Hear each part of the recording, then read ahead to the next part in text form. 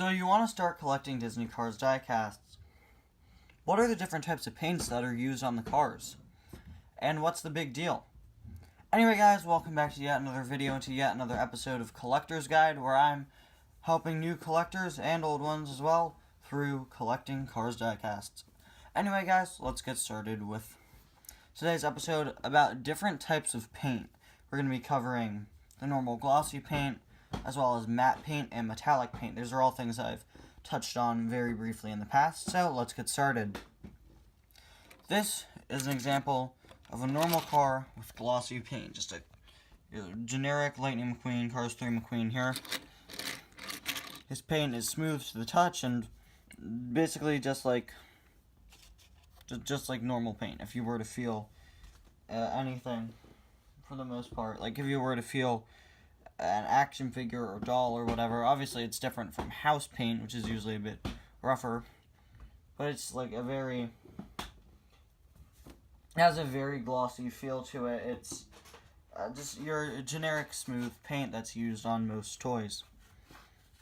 And then there are cars with metallic paint. Metallic paint is something that Mattel really likes to hype up, it seems. And there are these cool special edition versions of cars that are also known as double Ransburg. That doesn't mean much. That just means they are shiny, as you could tell. Right here, I've shown these two cars in the past, but I do want to bring up a few more examples. Like Bobby Swift here. Here's your normal Bobby Swift with glossy paint. And here is your metallic variant. Again, not that much different, aside from the shiny paint being used, which kind of makes them a special case. And is used for like more special edition cars, sometimes convention exclusives, at least, well, convention exclusive cars are usually metallic. Then there were also the Silver Racers, released not too long ago, a few years back. Here's Nigel Gearsley and his Silver Racer, and they released all the World Grand Prix cars in silver. Silver is, of course, another type of metallic paint that they'll use, this time in a shiny silver. Those are basically the basics for metallic paint. Again, Mattel likes to use them for like special edition cars. For example, right now there's a series called the Scavenger Hunt series, which uses metallic cars as kind of its main draw. You could pick up some nice metallic variants of some random characters. Sometimes they're major, like McQueen. Sometimes they're ones that you've probably never heard of, like Marilyn or Nick Stickers. I'm not saying those cars are bad, they're pretty cool.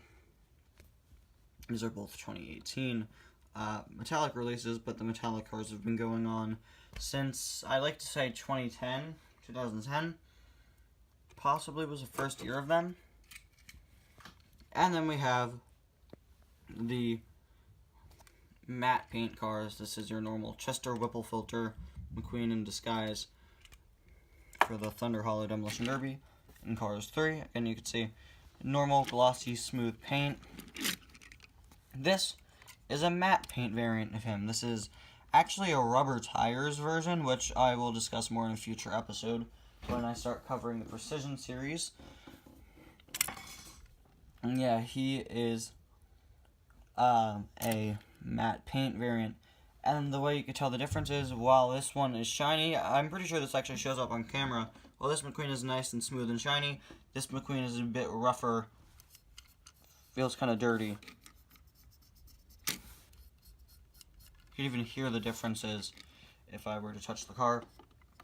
Now, which of these two are you going to get? Again, this is a variant. He was packaged differently, exclusive to Walmart in the US, as well as some other places in other countries. And he included some cool accessories, and again, rubber tires. But this Chester Whipple filter McQueen was later released with matte paint. Just this McQueen, just with that different type of paint. I'm personally not a big fan of the matte paint, but because I don't like how it feels, but whichever one you're going to get, you probably won't know unless you look really, really closely at what the paint looks like. Which again, this looks a whole lot smoother. That looks a bit fuzzier, sort of. Not as reflective at all. And it also depends on how old the Chester Whipple filter is, which is usually pretty hard to tell. in the store, especially if there aren't many other cars there.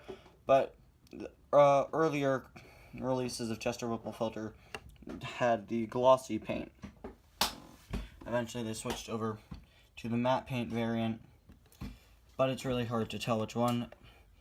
A car that's pretty easy to tell is Miss Fritter here. You can see this is the original Miss Fritter, then a little while later it was changed to this matte paint Miss Fritter.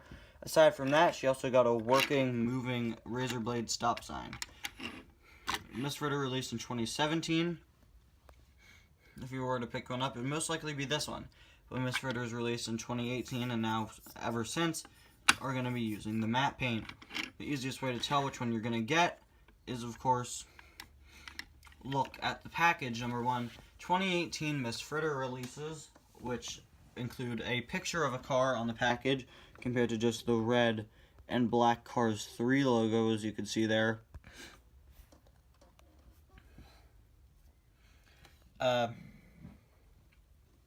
They have pictures on the package compared to not. And a Miss Fritter with her picture on the package will be one with the matte paint.